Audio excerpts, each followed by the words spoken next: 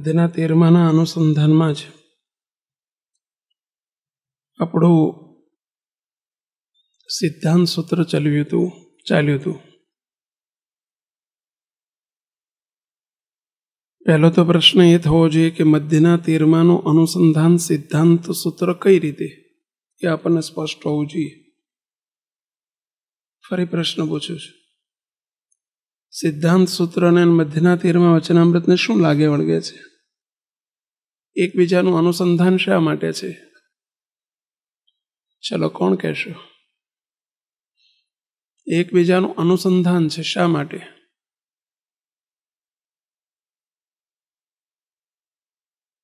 સિદ્ધાંત સૂત્ર અને મધ્યનો 13 એકબીજાની સાથે રિલેટેડ છે.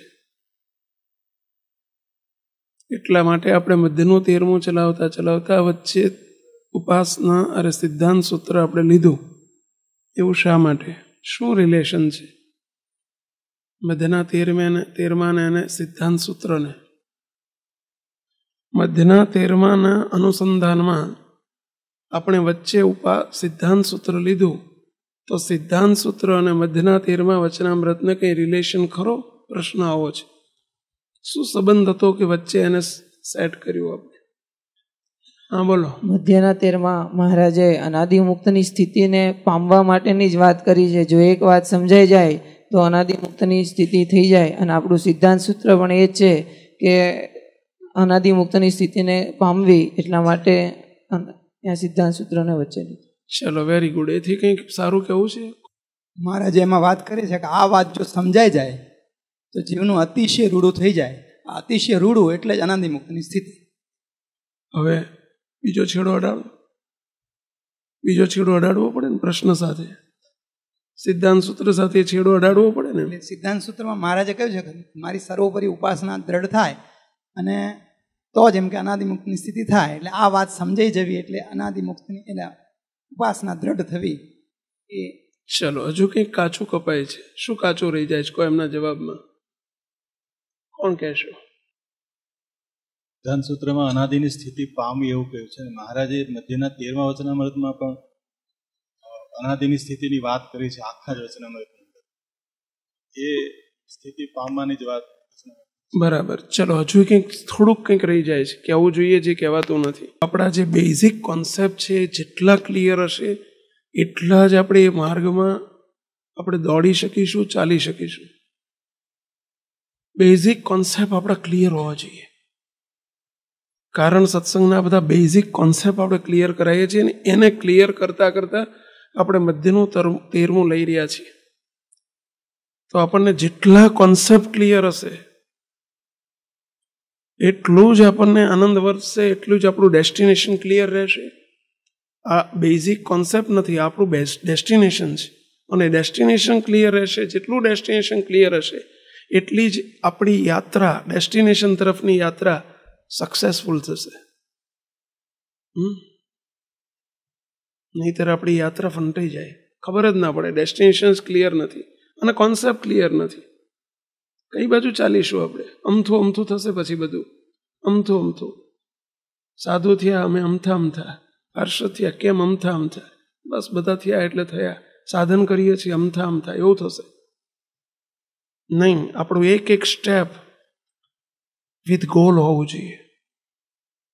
આપણું એક વાક્ય વિથ ગોલ હોવું જોઈએ. આપણું વાંચન વિથ ગોલ હોવું જોઈએ. આપણા એક વિચાર વિથ ગોલ હોવા જોઈએ. We have no time. આપણે ખોટો નહીં તો બધો ગોલ વગરનું વાંચવું, ગોલ વગરનું વિચારવું, ગોલ વગરનું સાધન કરવું એ બધું જ નિરર્થક છે, ઝીરો વેલ્યુ. પણ એ બધું ક્યારે થાય કે આપણું ડેસ્ટિનેશન જેટલું ક્લિયર થશે. માત્ર તમારે તો આપણું જ કરવાનું છે, પોતાનું ડેસ્ટિનેશન ક્લિયર કરવાનું છે. અમારા લેવલે તો સંસ્થાકીય ડેસ્ટિનેશન ક્લિયર હોવું જોઈએ. એસએમવીએસ શા માટે છે? કારણ કે અમે તો એન્જિન છીએ બધા. તમારું જો ડેસ્ટિનેશન ક્લિયર નહીં હોય તો તમે એકલાનો રસ્તો બદલાશે. અમારું જો ડેસ્ટિનેશન ક્લિયર ના હોય તો અમારો એકલાનો તો બદલાય, સંસ્થાનો બદલી જાય. અને હજારોનો બદલાઈ જાય. આ સેવક કાયમ એક વાક્ય પૂછે કે ભાઈ પોતાનું, આ બધા ગ્રહસ્થો ઘડિયાળ પહેરતા હોય છે, એમનું પોતાનું કાંડા ઘડિયાળ બગડેલું હોય તો કેટલા તકલીફ થાય કહો જોઈએ.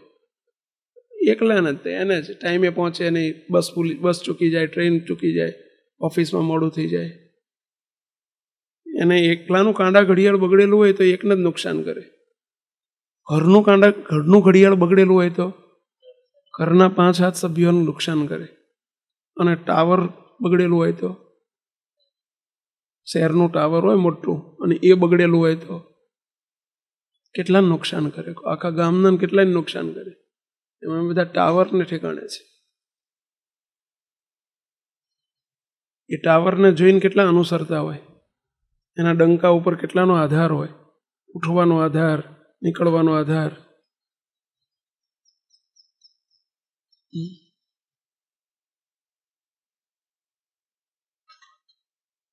એટલે બહુ જ આપણા ડેસ્ટિનેશનને ક્લિયર કરતા શીખો. કંઈ પણ એમાં સહેજ પણ ન સમજાય અથવા તો કંઈક ડિસ્ટર્બન્સ રહે આપણને કે નહીં આમાં કંઈક સમજાયું નહીં, પૂછો. 1 વખત નહીં 10 વખત પૂછો.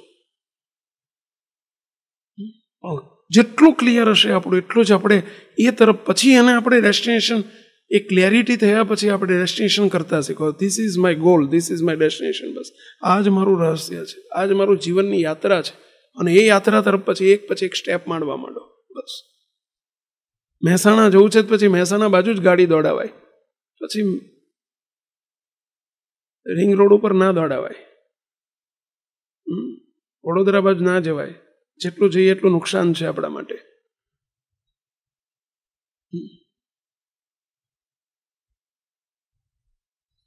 ચલો કહો, કોણ યથાયોગ્ય જવાબ આપશે? બોલો. સિદ્ધાંત સૂત્રમાં મહારાજે સર્વોપરી ઉપાસના દ્રઢ કર્યા પછી અનાદિમુક્તની સ્થિતિને પામવી, એટલે કે અનાદિમુક્તની છેલ્લું સ્ટેપ એ છે. અહીંયા મહારાજે પહેલા પ્રશ્નથી શરૂઆત કરી કે અતિરૂઢું કેવી રીતે થાય, તો અહીંયા પણ મહારાજનો છેલ્લે સુધી ત્યાં સુધી અતિરૂઢું એટલે કે અનાદિમુક્તની સ્થિતિ સુધી લઈ જવા માટેની બધી વાતો કરી છે મહારાજે. અને આપણે ખાલી આમાં બાયફર્કેટ આમાં સ્પષ્ટ કરીશ ખાલી આમાં કે સિદ્ધાંત અનાદિમુક્તની સ્થિતિને પામવી, પણ કેવી રીતે પામવી આમાં જણાવ્યું નથી. જ્યારે આને સમજવા માટે મધ્યના 13માનો રેફરન્સ લેવો પડે. એની અંદર મહારાજ બધી વાત કરી છે કે આવી રીતે પમાય, એટલે ત્યાં મહારાજ બે જોડે લે છે. ચલો, બહુ સરસ જવાબ છે. થોડુંક કંઈક ખૂટે છે કે શ્રીજી મહારાજ આખું મધ્યનું 13મું લઈ જાય અંતે અનાદિની સ્થિતિ કેમ થાય, હેડિંગ જ એવું માર્યું છે આગળ કે અનાદિની સ્થિતિ થયાનો ઉપાય. આટલી વાત જો સમજાઈ જાય તો એનું અતિરૂઢું થઈ જાય. અતિરૂઢું એટલે અનાદિની સ્થિતિ. અને એનું અંતે તે મહારાજે એ જ દ્રઢ કરાયું, અમે જે આ બોલીએ છીએ તે ત્યાં બેઠા થકા બોલીએ છીએ. ત્યાં બેઠા થકા એટલે શું? પ્રભાવમાં બેઠા થકા બોલીએ. અને પછી પાકું કરાયું, અને તમે સર્વે પણ ત્યાં જ બેઠા છો. શું કહ્યું કહો? બદલી નાખ્યા કે ના બદલી નાખ્યા? ત્યાં જ બેઠા છે એટલે સ્વામિનારાયણ ધામમાં બેઠા છો. ક્યાં બેઠા છો? ત્યાં જ બેઠા છો એટલે અમે જ્યાં બેઠા છીએ ત્યાં જ બેઠા છો. બોલો. તમે સર્વે શબ્દ વાપર્યો છે, માત્ર સંતો પૂરતું નથી કહ્યું, પાર્ષદો પૂરતું કહ્યું, પણ એની ગંભીરતાની નોંધ આપણે નથી લીધી. તમે પણ સર્વે ત્યાં જ બેઠા છો એટલે તમે સર્વે પણ પ્રભાવમાં છો. અર્થાત અર્થાત અર્થાત અર્થાત અનાદિમુક્તો જ છો. પ્રભાવમાં કોણ હોય? મહારાજના અનાદિમુક્તો જ. તમે અનાદિમુક્ત જ છો, તમે પણ ત્યાં જ બેઠા છો. ત્યાં જ શબ્દ છે, તમે પણ સર્વે ત્યાં જ છો, ત્યાં જ બેઠા છો. એમ હું દેખું છું. શ્રીજી મહારાજનો શબ્દ છે, એમ હું દેખું છું. બોલો, મહારાજે પાછળ સિક્કો માર્યો, એમ હું દેખું છું. પાકું કર્યું. બોલો.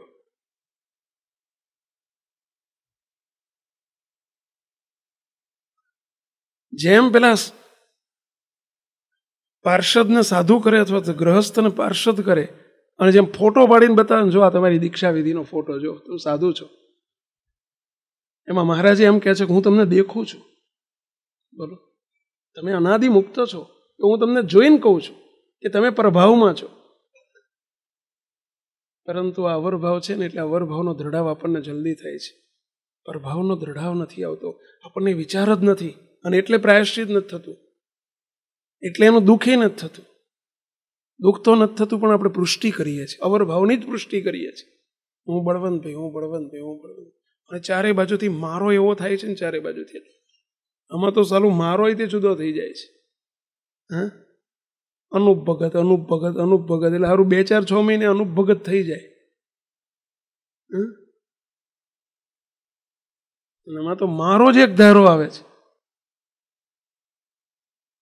કિશોર ભગત, કિશોર ભગત, કિશોર. અને એ અનંત વખતનું ઘૂંટાયેલું અસત્ય પરમ સત્ય થઈ ગયું. આપણને બોલવાનું પરમ સત્ય થતું જાય છે.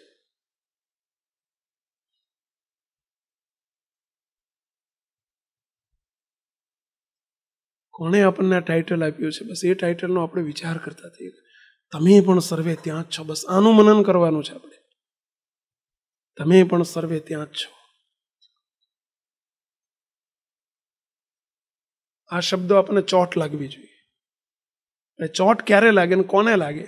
ચલો, કોને લાગે? એ ચોટ કોને લાગે? કોને લાગે કહો?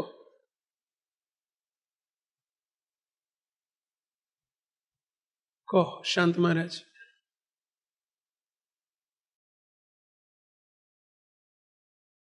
જે પોતાના સ્વરૂપની દ્રઢતા કરવા માટે મંડ્યા હોય તો ચોટ લાગે, પરંતુ દ્રઢતાના વિચારમાં જ ના હોય તો ચોટ પણ ના. ચલો બીજું.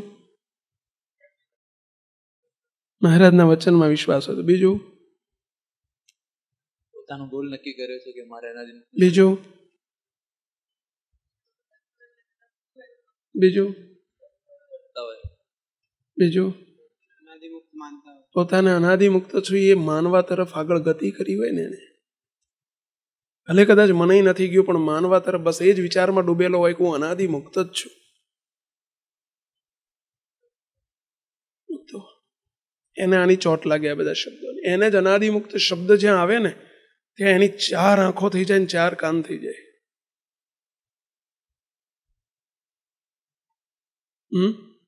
મુમુક્ષુતા, આજ મુમુક્ષુતા.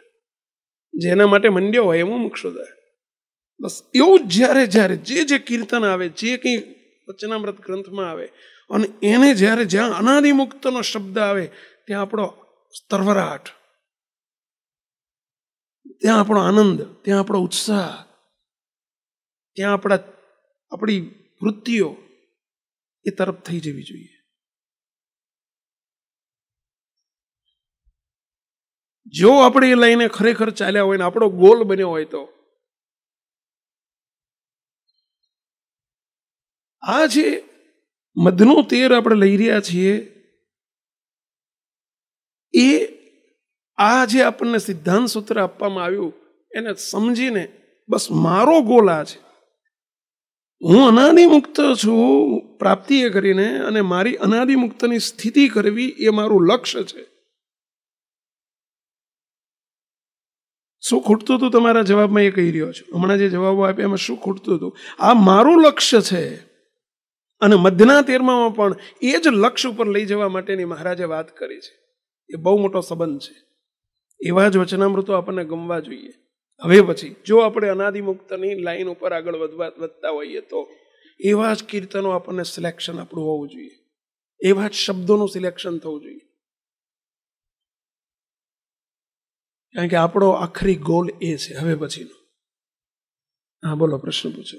પટેલોના ગામમાં રહેતા હોઈએ તો પટેલો વિશે આપણને જાણવાની ઈચ્છા થતી. એવી રીતના અવરભાવવાળા જોડે રહીએ છીએ તો એના સંસર્ગમાં રહેતા હોય એટલે વધારે જાણવા ખાતર જાણે. પટેલોના ગામમાં રહેતા હોય ને એ જાણવા ખાતર જાણવું પડે. અરે અમે ક્યાંક ગ્રહસ્થ છીએ તો અમારા ગ્રહસ્થના ક્યાંક તમારા અનુસંધાનમાં ક્યાંક જાણવું પડે. દેશ પ્રત્યે અમારે શું છે? અમે તો ત્યાગી છીએ, તો આ દેશના સમાચારો અમારે ક્યાંક ક્યાંક નાના મોટા જાણવા પડે કે દેશમાં શું થઈ રહ્યું છે, સમાજમાં શું થઈ રહ્યું છે, જાણવું પડે. અમને એટલો બધો રસ નથી પરંતુ જાણવું પડે. એમ અવરભાવવાળાની વચ્ચે રહ્યા છો તો જાણવા ખાતર જાણવું પડે. વિથ ઇન્ટરેસ્ટ ના જણાય. ઇન્ટરેસ્ટ તો તમને જ્યાં ઠક્કરનું લોહાણા પરિવારનું કંઈક હોય ને તો તમને જેવો રસ પડે એવો આમાં પડે. કારણ કે યુ હેવ ડિસાઇડેડ, તમે નક્કી કરી નાખ્યું છે, તમને નક્કી છે કે હું ઠક્કર છું, એટલે તમને ઠક્કર સમાજ સાથે વધુ રિલેશન છે. તમને એમાં જેટલો રસ પડે એટલો આમાં ન પડે. આ તમે જે જાણો છો એ માત્ર જાણવા ખાતર જાણો છો. એમ આપણે અવરભાવમાં છીએ એટલે અવરભાવનું જાણવું પડે, કરવું પડે. પરંતુ રસ આપણને પ્રભાવમાં જ પડવો જોઈએ, કારણ કે આપણું લક્ષ્ય એ છે, આપણો ગોલ એ છે. નહીં આપણો એટલે કોનો? હું અનાદિમુક્ત છું એવું મનાયું હશે એનો. આપણો એટલે કોનો? જ્યાં સુધી હજુ તમે રાજુભાઈ, ચંદુભાઈ, ઠક્કર છો ત્યાં સુધી તમને અનાદિમુક્તની વાતમાં રસ નહીં પડે, નહીં પડે, નહીં પડે. અને તમે જાણશો, આ બધા બેઠા છો ને જણાવીએ છીએ જાણશો, તો જેમ ઠક્કર ને પટેલનું જાણવા ખાતર જાણવું પડે એવું થશે. બંને વિજાતી છે. એટલે હજુ જયેશભાઈ, બળવંતભાઈ, ટીસી પટેલ એ અનાદિમુક્તની સ્થિતિથી તદ્દન વિજાતી છે. એ મટો જ્યારે તમે, અને જ્યારે એમ વિચારો કે નહીં હવે હું અનાદિમુક્ત જ છું, જયેશ ઠક્કર નથી, હું ટીસી નથી, હું અનાદિમુક્ત જ છું, એ જ થાય તો અનાદિની સ્થિતિ સાથે સજાતીપણું થાય. ઠક્કર ને ઠક્કર સમાજ સાથે કનેક્શન થાય, સજાતીપણું થાય.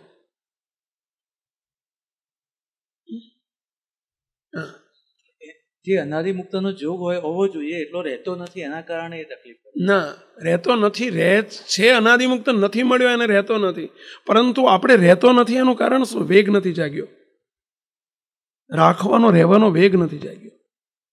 રહેતો નથી નહીં, રહેવાનો વેગ નથી જાગ્યો.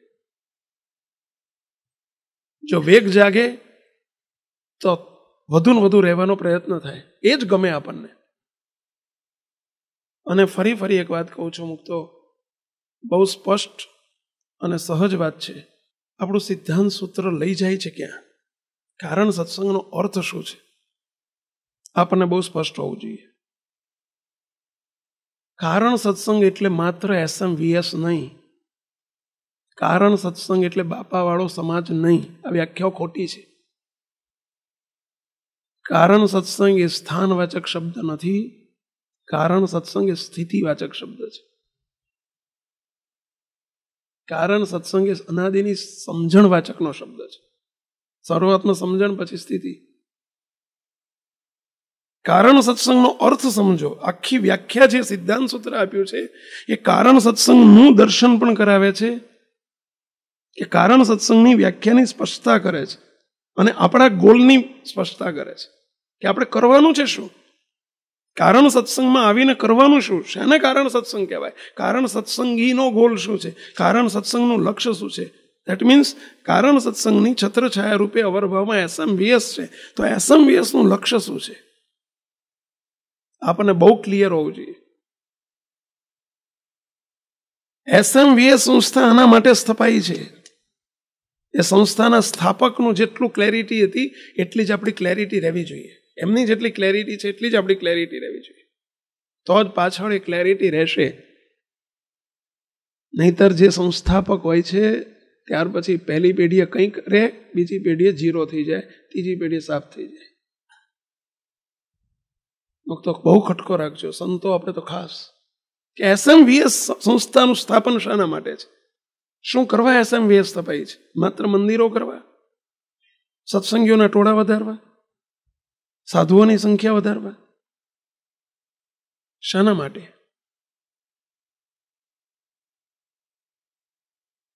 આ ગોલ છે, સમગ્ર સમાજનો આ ગોલ છે, સંસ્થાનો આ ગોલ છે. અને સંસ્થાના આપણે સભ્ય છીએ એટલે આપણો પણ આ જ ગોલ હોવો જોઈએ, અને આ જ કારણ સત્સંગ છે. SMVS કારણ સત્સંગ તો જ બની રહે, નહીતર SMVS સંસ્થા બની રહે. SMVS સંસ્થા બની જાય. ફરીથી આ વાક્ય બોલું છું, SMVS કારણ સત્સંગ તો જ બની રહે, નહીતર SMVS માત્ર સંસ્થા બની રહે.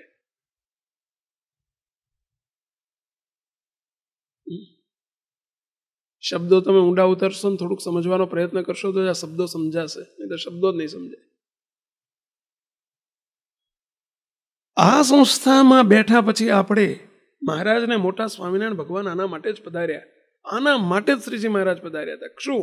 તો મહારાજનો આ જ ગોલ હતો, મહારાજને ઓળખવાનો. ઓળખીને શું કરવાનું? આપણે મહારાજને ઓળખ્યા, ખૂબ ઓળખ્યા, હારી પેટે ઓળખ્યા. ઓળખીને કરવાનું શું? ચલો ઓળખી, શાના માટે ઓળખવાના? ક્લિયર હોવું જોઈએ. શાના માટે ઓળખવાના? ચલો કહો, શાના માટે ઓળખવાના? ઓળખવાના શાના માટે? કહો પ્રશાંત મહારાજ. ચલો હજુ કંઈક સારા શબ્દોમાં કહો કાનજી મહારાજ. બસ એના જેવા થવા માટે. શાના માટે ઓળખવાના? વટ મારવા માટે અમે આવી રીતે ઓળખીએ છીએ ને તમને નથી ઓળખતા? સરસાઈ દેખાડવા માટે નહીં, એના જેવા થવા માટે. અને એના જેવા થવું એટલે અનાદિમુક્ત થવા માટે. મહારાજને ઓળખીને એટલે જ આપણો ગોલ છે કે સર્વોપરી સ્વામિનારાયણ ભગવાનની ઉપાસના દ્રઢ કરવી, અને દ્રઢ કરીને બેસી નથી રહેવાનું. એ ગોલ નથી આપણો, એ પ્રી ગોલ છે. કારણ કે અનાદિની સ્થિતિ ઉપર તો જ જવાય. જ્યાં સુધી મહારાજના સ્વરૂપને ન ઓળખાય ત્યાં સુધી અનાદિની લાઈન ઉપર જવાય જ નહીં. કેમ? ચલો કેમ એવું? એવું કેમ? એવું કેમ? મહારાજના સ્વરૂપને જેમ છે તેમ ઓળખ્યા વગર અનાદિના માર્ગ ઉપર જવાય જ નહીં. કેમ? ચલો કોણ કહેશો? પ્રયત્ન કરો. ઓળખીએ તો પ્રાપ્તિ થાય, અને પ્રાપ્તિ વગર સ્થિતિ ઉપર ના જવાય. એટલે ચલો, બહુ સરસ જવાબ. હજુ ઘણો સારો જોઈએ છે. આગળ કંઈક છે, બોલો મહારાજ. Very good. મહાત્મય થાય તો જ સુખની ઈચ્છા જાગે. સુખની ઈચ્છા થાય તો જ અનાદિની લાઈને આગળ વધાય. ચલો બીજું. હજુ કંઈક જવાબ બાકી છે, અધૂરો છે. સાચો છે પરંતુ અધૂરો છે. બોલો મહારાજ. મહારાજના સ્વરૂપની ઓળખાણ થાય તો જ વ્યતિરેકનો સંબંધ થાય, તો જ અનાદિમુક્ત કરે આપણને. તો જ પછી કર્યા પછી એના પર આગળ વધારશે. કે જેને કર્યા જ નથી એ ગમે એટલું કદાચ લટકે વર્તે તો એ નથી. ચલો હજુ કંઈક સારો જવાબ છે. સાચો છે તમારો જવાબ, પણ હજુ કંઈક છે સારો. કોઈ વસ્તુ ખરીદવી હોય તો જ્યાં સુધી એ વસ્તુનું જો મહત્વની ઇમ્પોર્ટન્સ ન સમજાય ત્યાં સુધી એને ખરીદવાની ઈચ્છા ના થાય. એ મહારાજનું મહાત્મ્ય શા માટે સમજવાનું છે? તો જેટલું મહારાજનો વધુ મહિમા સમજાય એટલું એ મહારાજના સુખને પામવાની એને તલપને ત્વરા જાગે, વેગ લગાડે. જે મહારાજ કહે છે વેગ લગાડો, તો વેગ લાગે ક્યારે? તો મહારાજના સ્વરૂપનો અતિશય અગાધ મહિમા સમજાય તો એને વેગ લાગે. એ હેતુથી આપણે મહારાજનું સ્વરૂપ. એક વાત જોડે રહી જાય છે, જે આ છે 100% વાત છે. જેમાં જેટલો માલ, જેમાં માલ મનાય એના માટે જ પ્રયત્ન થાય. સીધું સાદું ગણિત છે. જેમાં માલ મનાય એના માટે પ્રયત્ન થાય. જે સ્વામીએ કહ્યું, આ સંતોએ કીધું, આગળ કીધું, જેમાં માલ મનાય તો જ પ્રયત્ન થાય. આ તમને કેનેડા જવાનું મન કેમ થયું હતું કહો? ડોલરમાં માલ મનાણો તો ને.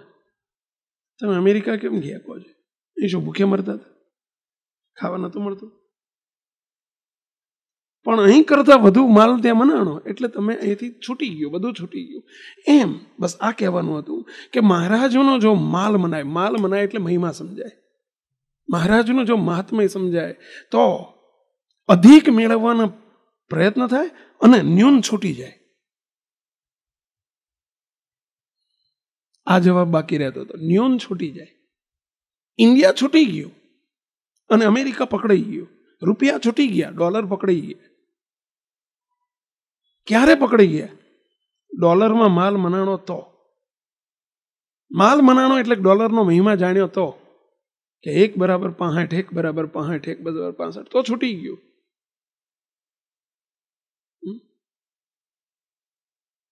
મહારાજ પકડાય ક્યારે? મહારાજનું માલ મનાય તો. મહાત્મય સમજવું કેમ જરૂરી છે? તો માલ માનવા માટે, મહત્તા સમજવા માટે, મોટપ સમજવા માટે.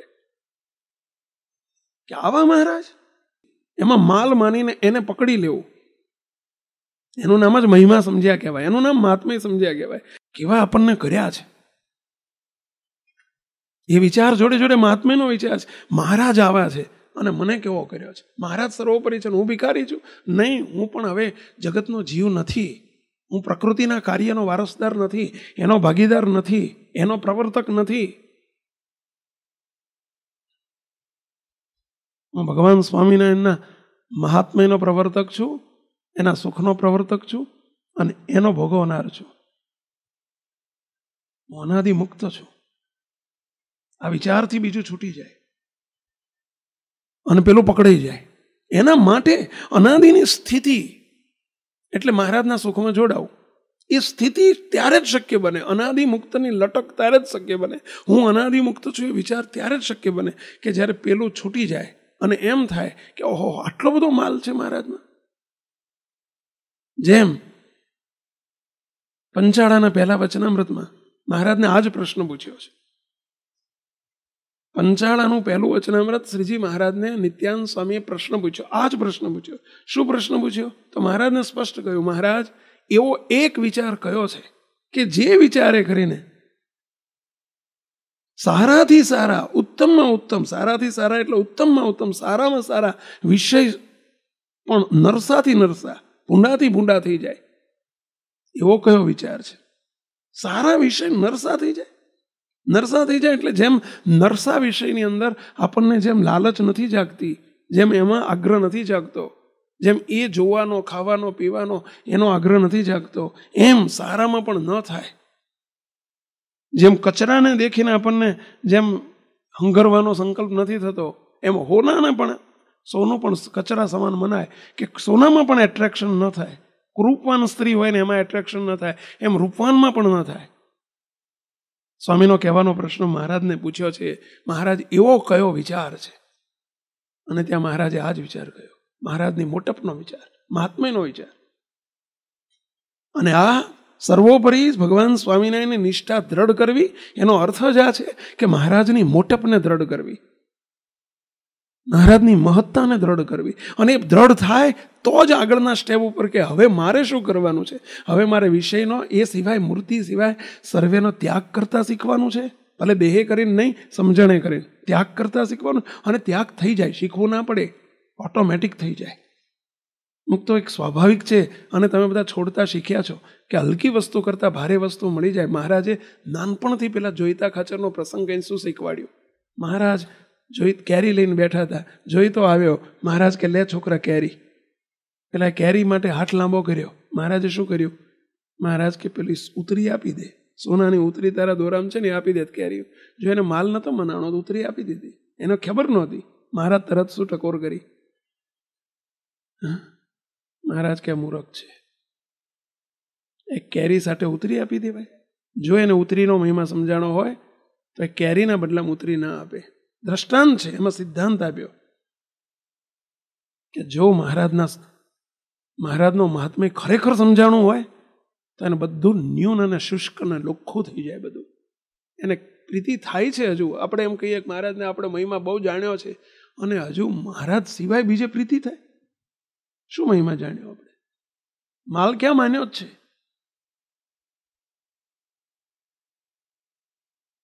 બોલો શું કેવું છે? જે અનાદિમુખની સ્થિતિને પામ્યો હોય તેના અવાર ભાવના સ્વભાવ છૂટી જાય કે એના જ રહે? સ્થિતિને પામ્યો હોય એની વાત કરો છો કે સ્થિતિ ઉપર ચાલતો એની વાત કરો છો? પામ્યો હોય એની વાત, એટલે બંને સ્ટેજ આપણે લઈ લઈએ. હા, બે સ્ટેજે લઈએ તો બેના જવાબ જુદા અપાય. અનાદિની લટકે ચાલતો હોય તો એના સ્વભાવ છૂટતા જાય, પરંતુ સ્થિતિ થઈ જાય તો પણ અવરભાવમાં મહારાજે સ્વભાવ ક્યાંક જુદા જુદા રાખ્યા હોય, રાખે. મનુષ્યને મનુષ્યવાદ દેખાય, ભગવાન પણ અને સત્પુરુષ પણ. અવરભાવના કેટલાક સ્વભાવ આપણને સેટ ના થાય એટલે આપણને એવું લાગે કે આ યોગ્ય નથી, પણ મહારાજે રાખ્યા હોય, રાખે. એ અવરભાવ છે, જુદું પાડવા માટે. એ વસ્તુ જુદી છે, પ્રભાવ વસ્તુ જુદી છે. હું તમને એક સામાન્ય દ્રષ્ટાંત આપું. અવરભાવ વાળાને દેખાય, એના માટે એવો સ્વભાવ શબ્દ વપરાય નહીં, પાપ લાગે. તમને એક સામાન્ય દ્રષ્ટાંત આપું. સદગુરુ કહેતા આવું બધું આપણા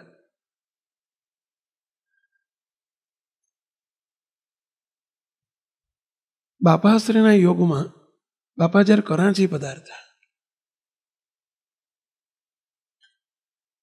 ત્યારે લીરુબા કરીને બાપાના સાંખ્યોગી બા હતા, સ્થિતિવાળા હતા.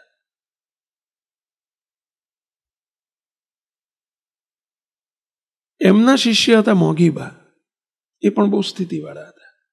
સ્થિતિવાળા રીતસર, સ્થિતિ ઉપર ચાલતા એવું નથી કહેતો, સ્થિતિવાળા હતા.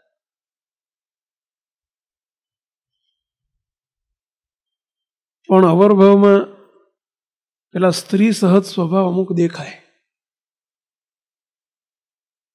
જ્યારે કોકની ઉપર ઉકળી જાય ને ત્યારે તમે જો અધમણ નહીં દે. બોલો, હવે કોઈ અવરભાવની રીત જોયો તો એમ જ લાગે કે આ તે કઈ સ્થિતિવાળા હોય. આવે પણ સ્થિતિવાળા હતા એટલે ક્યાંક એવું દેખાય અવરભાવવાળા, પણ સમજાય નહીં ક્યારેય. બીજું, સ્થિતિવાળા મુક્તોની પણ અવરભાવની રીત અલગ અલગ હોઈ શકે. દાખલો આપું બીજો. ચલો, બ્રહ્માનંદ સ્વામીને સ્થિતિવાળા કહેવાય કે ના કહેવાય? હશે કે નહીં હોય? રાજુભાઈ તમને પૂછ્યું છે, હશે કે નહીં હોય? હા, બરાબર. અનાદિ મુક્ત જ હતા. સ્થિતિવાળા કહેવાય કે આમ સ્થિતિ વગર ના કહેવાય? આમ જનરલી આપણે માનવું જ શું મને?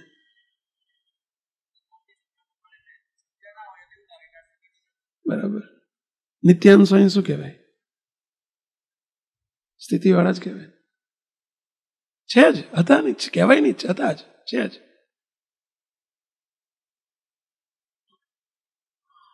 બ્રહ્માનંદ સ્વામીએ લીલાઓ કેવી કરી છે મોટા મોટા સંતો.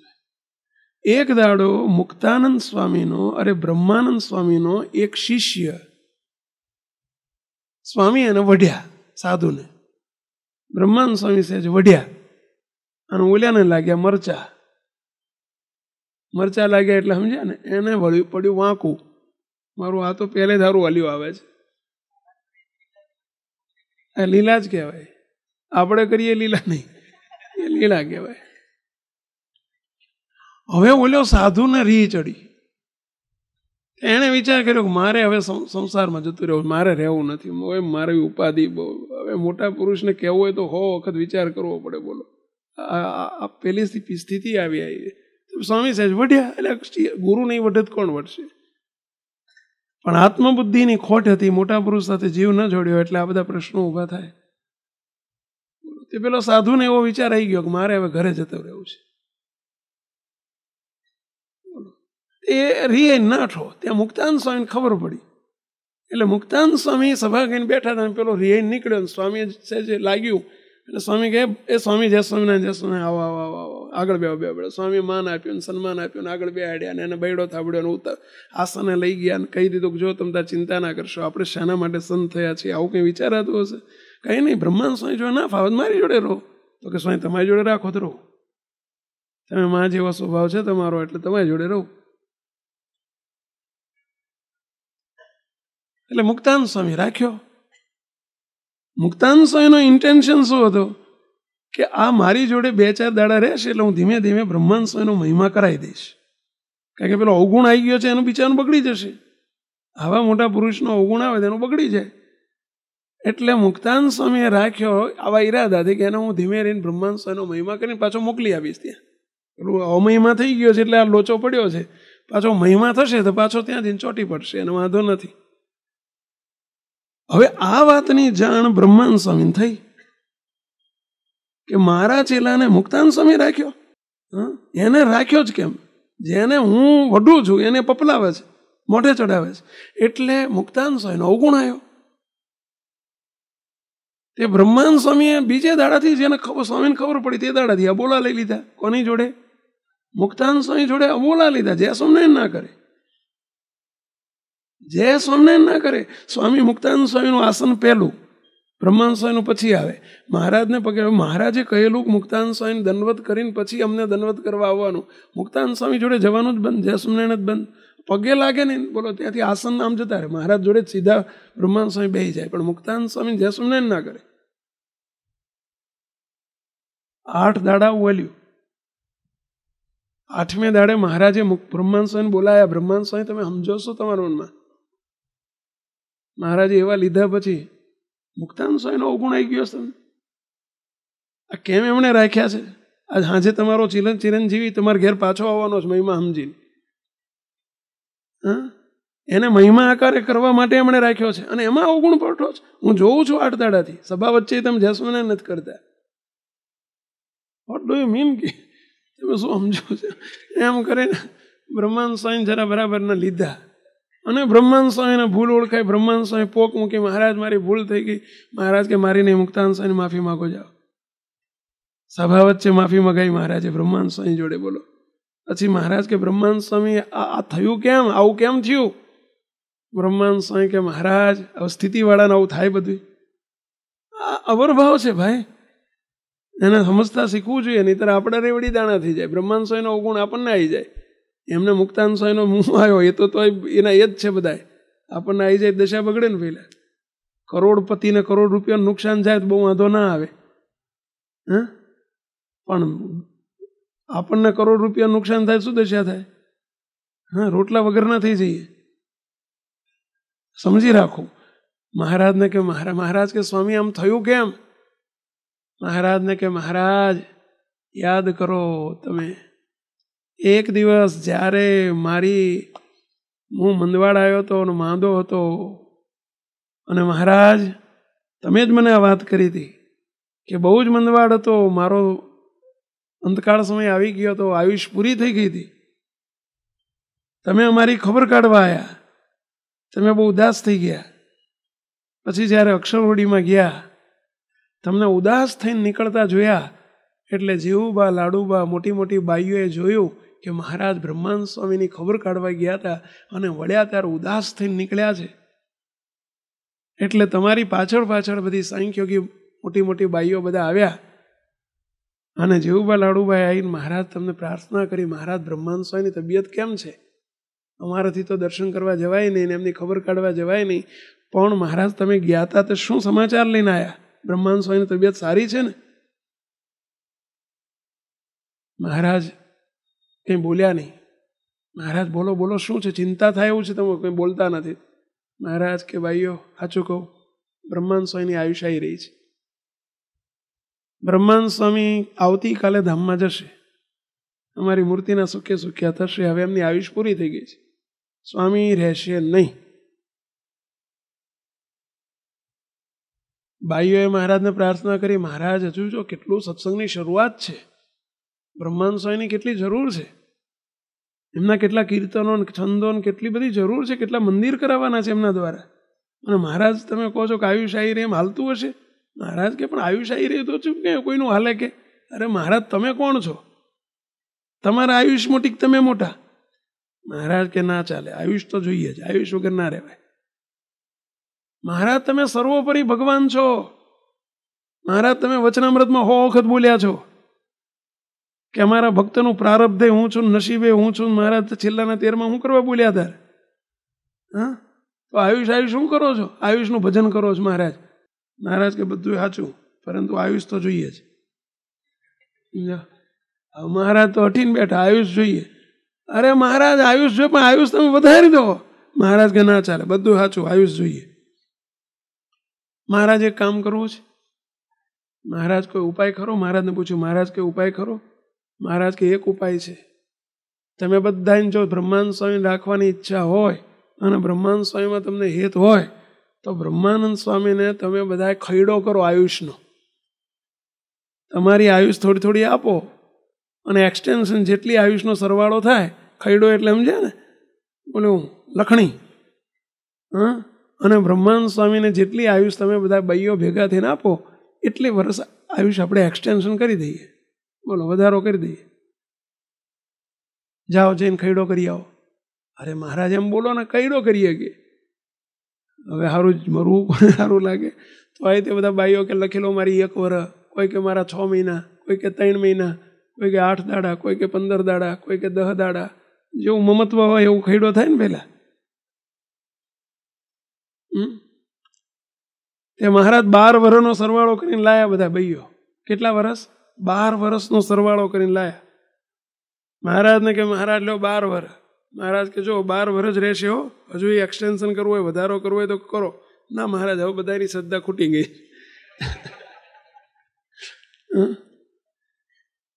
મહારાજ કે જાઓ બ્રહ્માંડ સ્વામી 12 વર્ષ રહેશે. બોલો આ વાત છે 1974ની. અરે 1976ની, સંવત 1876ની. 1876માં 12 વર્ષની આયુષ આપી મહારાજે, 76ની સાલે.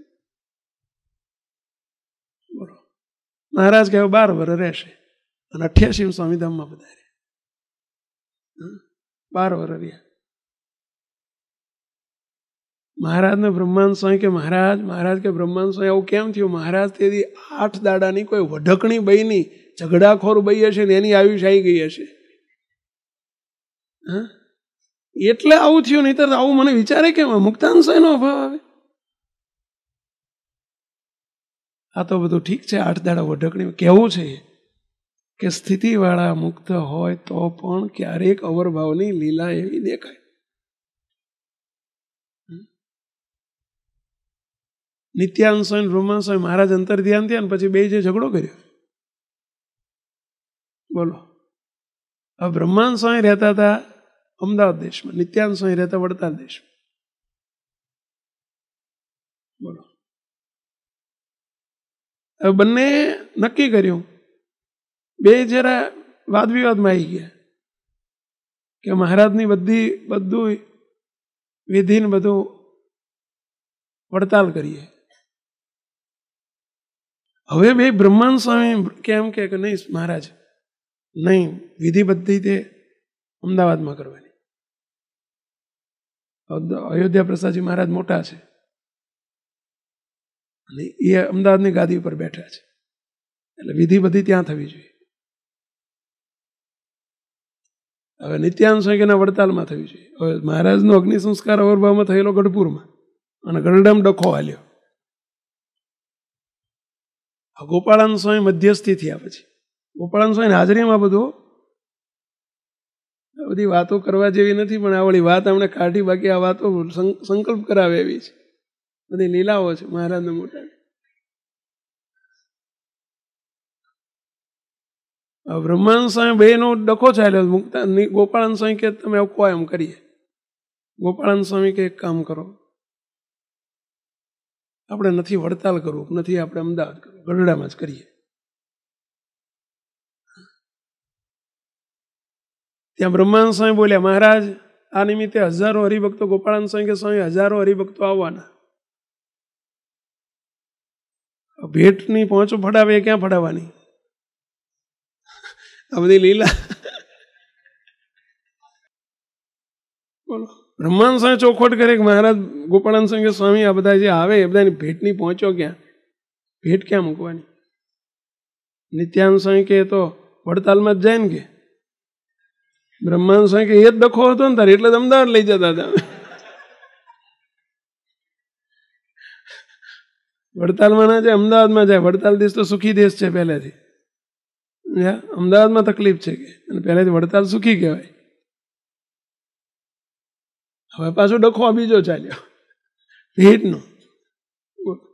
ગોપાળાનંદ સ્વામી ભાઈ મધ્યસ્થી. હવે એક કામ કરો, બેયના ચોકા જુદા કરો. જેટલા વડતાલ દેશના આવે ને બધા તે એમનું રસોડું જુદું ને એમનો જમણવારે જુદો ને બધું જુદું ને એમને ત્યાં પહોંચબુકો ત્યાં લઈને બેવાનું, એટલે એમની ભેટ બધી ત્યાં જાય. અને અમદાવાદના દેશના જેટલા બધા આવે ને બધા એને અમદાવાદનો ચોકો જ જુદો. ચોકો એટલે સમજ્યા ને, રહોડું જુદું, ભોજનશાળા જુદી, અને એમની ભોજનશાળા આગળ એમની પહોંચવાળા બે, એટલે એમને જાય ને એમને જાય. બસ હવે શાંતિ ને રસ્તો કાઢ્યો કે હવે બરાબર છે. હવે થયું એવું કે આ વડતાલ દેશમાં હરિભક્તોની સંખ્યા વધી ગઈ ને ખૂટ્યું.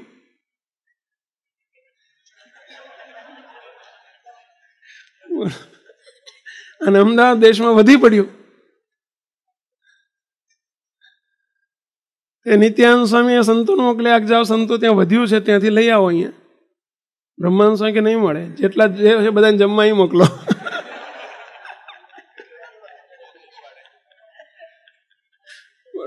એમને જમવા અહીં મોકલો, અમે ના નથી પાડતા, પણ ત્યાં જમવાનું નહીં આપીએ, એ બધાને જમવા અહીં મોકલો.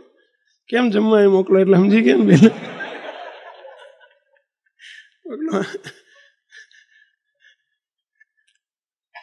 આ બધી લીલાઓ જોઈએ ને.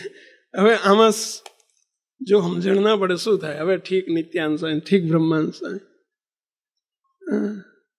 હવે જે પૈસા માટે આટલા બધા ડખા કરતા હોય, હવે એ કઈ સ્થિતિવાળા કહેવાય? બધી અવરભાવની રીત છે. મહારાજે બાપાએ તો વાતોમાં લખ્યું, બાપા કે સંકલ્પ સ્વરૂપ મુક્ત હોય. સંકલ્પ સ્વરૂપ એટલે તો વાત સ્થિતિવાળા કરતા એ શબ્દ ઊંચો છે. સ્થિતિવાળા શબ્દ કરતા સંકલ્પ સ્વરૂપ શબ્દ ઊંચો છે. કેમ ઊંચો છે?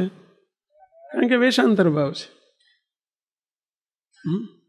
હવે મારા બાપા એવું બોલ્યા કે સંકલ્પ સ્વરૂપ હોય તો પણ બંનેની અવરભાવની રીત અને સ્વભાવ અને બંનેના અંગ જુદા હોઈ શકે.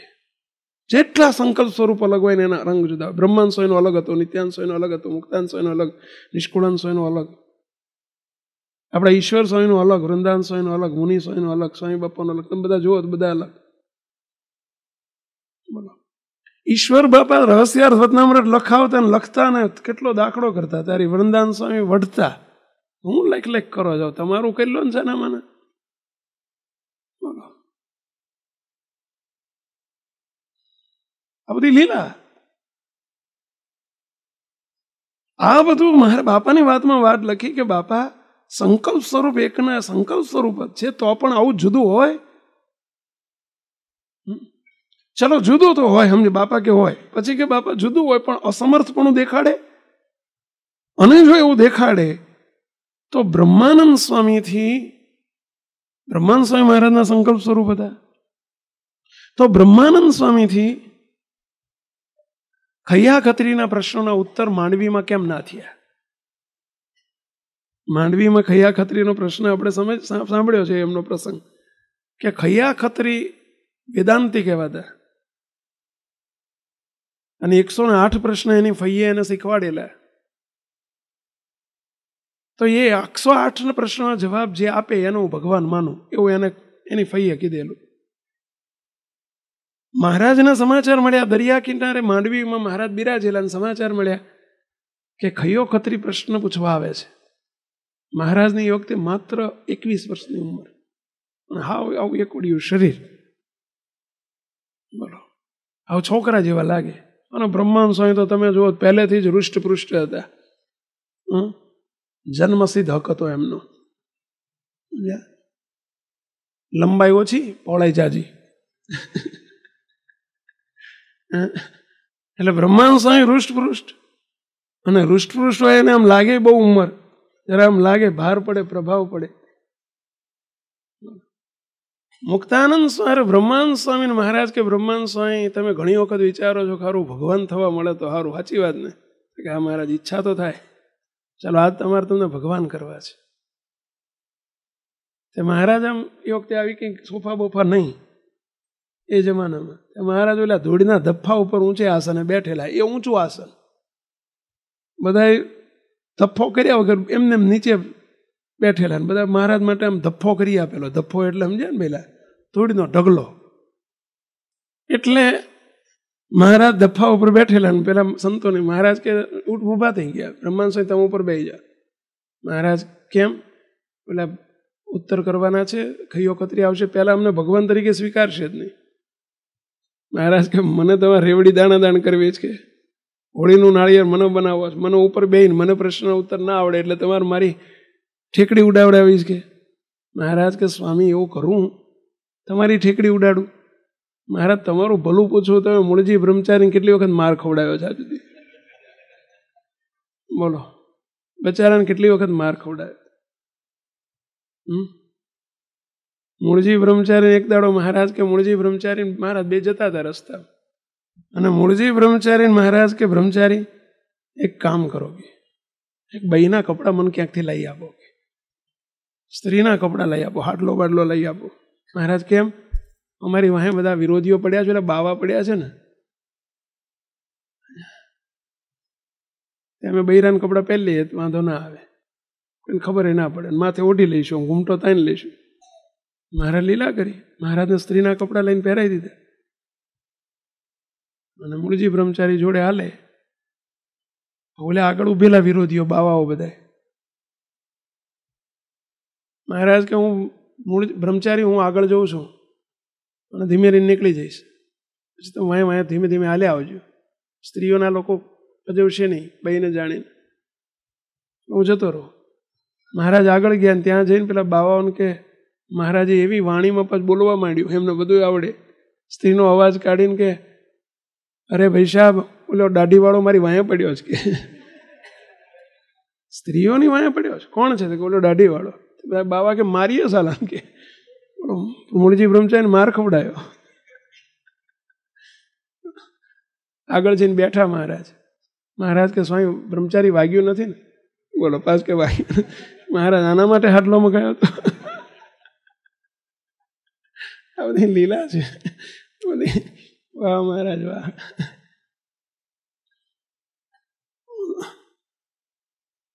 બ્રહ્માંડ સ્વામી કે મહારાજ કેટલી વખત બ્રહ્મચારીને તમે માર ખવડાવ્યો છે, તમારું ભલું પૂછું. મહારાજ કરવાનું શું? મહારાજ કે નહીં, બે જાઓ. મહારાજ શું કરવાનું? તમારે પ્રશ્ન પૂછે ને એટલે કહેવાનું કે આવા સામાન્ય ઉત્તર તો અમારો નાનામાં નાનો સેવકે આપી શકે. એમ કે મારી સામું આંગળી કરવાની, હું ઉત્તર કરીશ. મહારાજ પણ ના કરો તો એ વખતે એમ કહી દો કે મને નથી આવડતું તો મહારાજ કે મારી પર વિશ્વાસ નથી. અરે મહારાજ બધો વિશ્વાસ પણ આવામ ના કરાય. તમે ભગવાન છો, બધું સારું, પણ તમારું કાંઈ ભલું પૂછવું ભાઈ. પુરબિયા ભગવાન છો, તમારું ના થાય, તમારું ભલું પૂછવું. મહારાજ કે સ્વામી હું પ્રોમિસ કરું છું કે એવું નહીં કરું બસ. મહારાજ કે જો આ બધાની હાજરીમાં મહારાજ કે જેન્ટલમેન પ્રોમિસ, ચલો બસ. મહારાજ ઉપર વિશ્વાસ રાખ્યો. ભાઈ તમારે આટલું કહી દેવાનું કે અમારા નાનામાં નાના સાધુ આવો જવાબ આપીએ કે પેલા આયા ખૈયા ખતરીને પ્રશ્ન પૂછવા માંડ્યા. મહારાજ આવું કહ્યું, આ ઉત્તર કરશે, હા એ કરશે. અને મહારાજે એ ઉત્તર કરવા માંડ્યા. ને પછી ઓલાને 108 ઉત્તર કરી દીધા. ત્યાં તો પેલો ખૈયો ખતરી ઊભો થઈને બાવડું ઝાલીને ઓલા બ્રહ્માંડ સ્વામીને હેઠે ઉતારે, હેઠો ઉતાર, હેઠો ઉતાર, જાડા બોલ, હેઠો ઉતારી. કેવો એકડો ભગવાન તો આ છે. કેવો એકડો ભગવાન એટલે સમજાવી ને, કચ્છી ભાષા છે. ખરો ભગવાન તો આ છે, હેઠો ઉતારી ગયા. બાપાશ્રીની વાતમાં પ્રશ્ન પૂછ્યો કે બાપા બ્રહ્માંડ સ્વામી મહારાજના સંકલ્પ સ્વરૂપ હતા, વેશાંતર ભાવે હતા, એ જ હતા, તો ભાઈ બ્રહ્માંડ સ્વામીથી ઉત્તર કેમ ના થયા? એ ધારત તો કરી શકે કે ના કરી શકે? ત્યારે બાપા બોલ્યા છે. બાપા કે સંકલ્પ સ્વરૂપ, જે સંકલ્પ સ્વરૂપ દ્વારા જે કાર્ય કરવા માટે અમે સંકલ્પ કર્યો હોય કે એમના દ્વારા આ જ કાર્ય વિશેષે કરવું છે, એ કાર્ય જેના દ્વારા કરે. બાપા કે આપણે અવગુણનો સંકલ્પ કરવો નહીં, આપણે સંકલ્પ ના કરવો. મુક્ત ક્યારે સ્થિતિ કરાવવાનો જોઈએ, એમનો મુખ્ય હેતુ એ જ હોય. અંતે લઈ જઈને કોઈ આમથી લઈ જાય, કોઈ આમથી લઈ જાય, લઈ જાય ત્યાં. અને આ કારણ સત્સંગનું આપણું આ સૂત્ર છે, આપણો આ ગોલ છે મુક્તો, કે સર્વોપરી ઉપાસના સમજવી શા માટે જરૂરી છે? તો ઉપાસના સમજાય એટલે મહિમા સમજાયો કહેવાય. એટલું જ નહીં, પ્રકૃતિનું કાર્ય ખોટું થઈ જાય. એટલું જ નહીં, નફરત થઈ જવી જોઈએ. એટલું જ નહીં, આમાં આકર્ષણ થવું જોઈએ. મહિમા સમજવાનો હેતુ છે. અને આમાં આકર્ષણ થશે તો જ એના સુખને લાલચ જાગશે, લોભ જાગશે કે મારે હવે અનાદિની સ્થિતિ તરફ જવું છે, દોડવું છે. એનો લોભ જાગે. આપણને લોભ જ નથી જાગતો. એનું કારણ શું છે? બોલ્યું નથી છૂટતું, એનું કારણ શું છે? અને આ પ્રાપ્ત કરવા માટે આપણે હજુ આપણી દોડ ચાલુ નથી થતી, એનું કારણ શું છે? હજુ એને મહાત્મ્યની કસર છે. એટલે હજુ આપણે કેએલ ને પીએલ શું સારું કર્યું છે? આ કેએલમાં છે, જો મહાત્મય છે પણ કેએલમાં છે. બીજું દેહ ભાવ સોતું છે. તકલીફ એ છે, દેહ ભાવ સોતું છે. અને દેહ ભાવ સોતું મહાત્મય બાપાએ વાતોમાં લખ્યું છે. બાપા કે ચિંતામણી મળી છે પણ નાના છોકરાના હાથમાં છે. બાપા આવો શબ્દ બોલ્યા, ચિંતામણી મળી ગઈ છે. ચિંતામણી ખોટી નથી, પણ નાના બાળકના હાથમાં છે. હવે નાના બાળકના હાથમાં ચિંતામણી આવે તો એ રાજીનું રેડ થઈ જાય કે ના થઈ જાય? એનાથી વધુ રાજી થાય કે એક બિસ્કિટ આપે તો વધુ રાજી થાય? એક ચોકલેટથી વધુ રાજી થાય કે ચિંતામણીથી વધુ રાજી થાય? એમ ઓળખો છો તમે આવા નાના બાળકોને? ઓળખો છો? જેના હાથમાં ચિંતામણી મળી ગઈ એવા બાળકોને જોયેલા તમે? કોઈએ જોયેલા? હા કે ના તો બોલો. એટલે કેમ સોપો પડી ગયો છે? ક્યાં જોયેલા? તમારા પાડોશમાં રમે છે મુક્તો? કહીએ અનાદિ મુક્ત ક્યાં? તો કે આર્યા. આવા ક્યાં છે? તો કે આર્યા. છે આપણો ધડો કોઈ?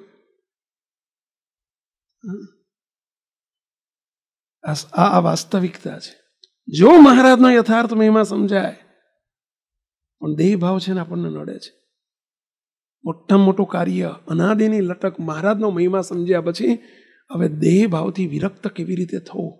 મુક્તો દેહાધ્યાસ આપણો કેવી રીતે ટળે? કારણ કે દેહાધ્યાસ સોતો મહિમા સમજ્યા છીએ એટલે.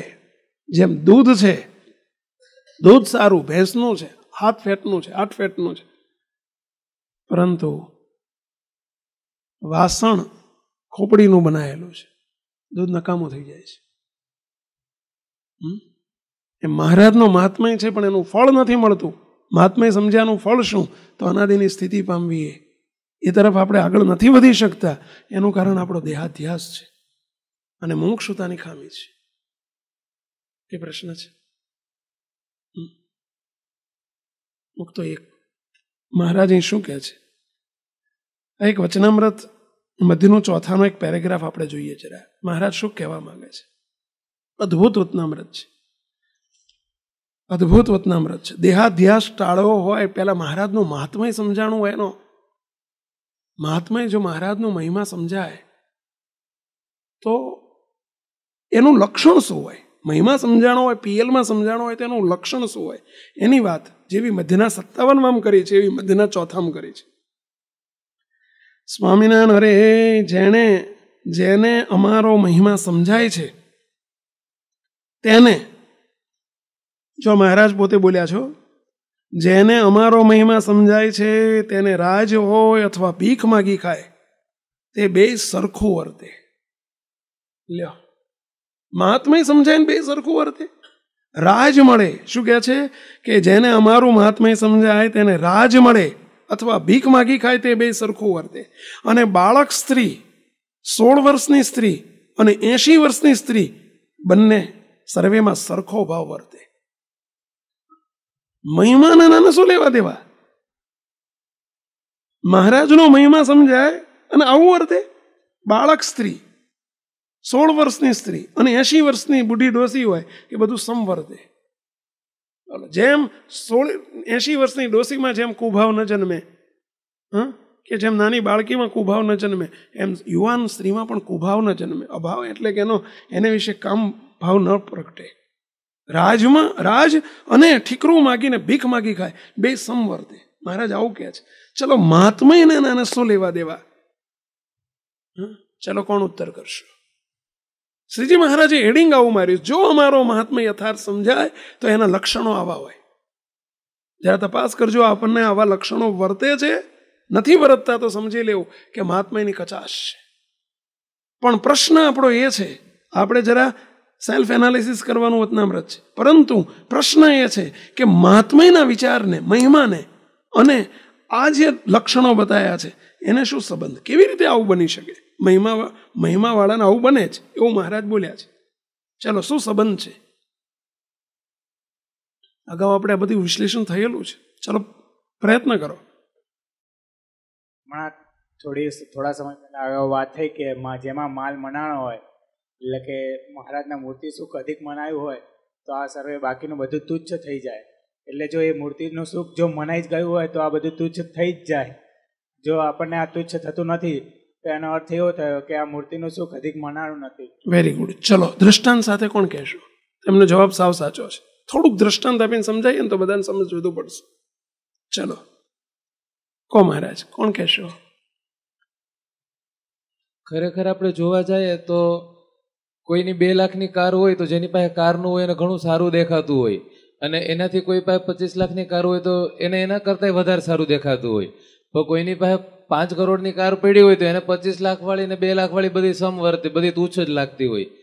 એવી રીતે મહારાજનું મહિમા સમજાય તો આ લોકનું બધું તુચ્છ જ લાગે. મુક્તો જેને ચિંતામણીનો મહિમા સમજાય, ચિંતામણી મળી હોય, એને પારસમણીને જોઈને એને લાલચ થાય, આકર્ષણ થાય. ચલો, કોડીમાં ના થાય પણ પારસમણીમાં તો થાય કે ના થાય? તમને બધાને પૂછું છું, થાય કે ના થાય? ચલો, કોડીમાં ના થાય, પૈસામાં તો થાય કે ના થાય? ચલો, રૂપિયામાં તો થાય કે ના થાય? પારસમણીને જોઈને તો આમ ગલગલિયા થાય કે ના થાય? કારણ કે સમજે છે કે મારી જોડે ચિંતામણી છે. ચિંતામણી ક્યાં? એક ચિંતામણી કેટલા અરે અનંત પારસમણી ભેગી થાય તો એક ચિંતામણી તુલ્ય આવે. એના માટે ચિંતામણી જેને મળી એને પારસમણી ને કોડી બધું સમવર્તે છે. એના માટે બધું સરખું છે.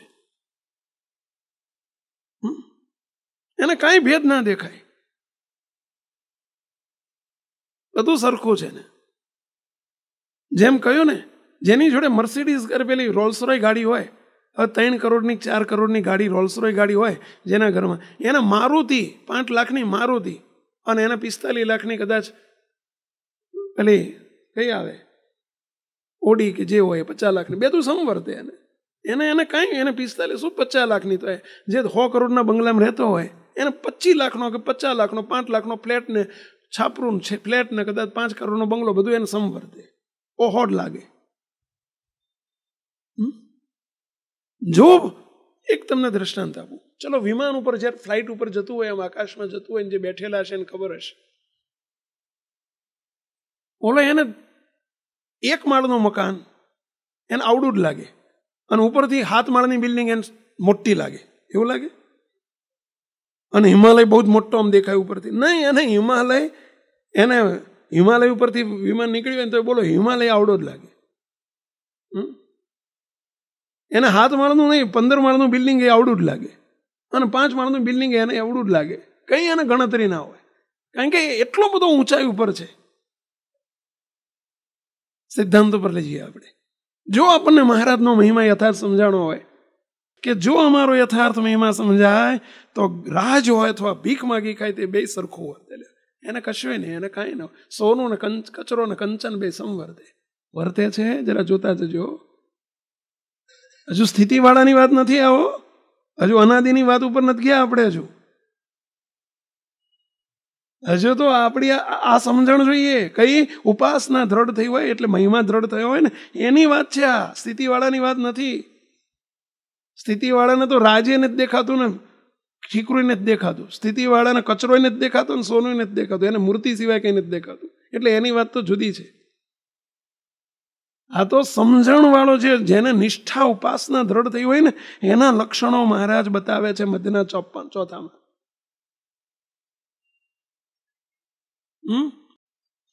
શું કહે છે મહારાજ? અને અમારા વિના બીજા કોઈ પદાર્થમાં લોભાય નહીં, એક અમારી મૂર્તિમાં જ લોભાય.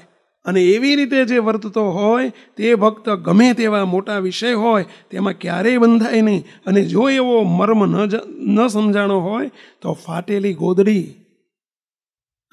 તથા તુંબડી, અમારા સાધુ માટે આવ્યું, લ્યો તુંબડીની વાત આવી સાધુ માટે. ફાટેલી ગોદડી અને તુંબડી એમાંથી પણ મનને ઉખેડવું મહા મુશ્કેલ છે. લ્યો, જો મહિમા ના સમજાણો હોય તો આમાંથી હેત ના ટળે. આપણને નથી થતું ઘણી વખત સારા પદાર્થો હેત થઈ જાય? શું કારણ છે? માટે આવી રીતે અમારી મૂર્તિનું મહાત્મય જાણ્યા વિના બીજા કોટી સાધન કરે તો પણ અમારી મૂર્તિનું ચિંતવન, અખંડ ચિંતવન થતું નથી. અખંડ ચિંતવન એટલે આપણા માટે ચિંતવન એટલે શું?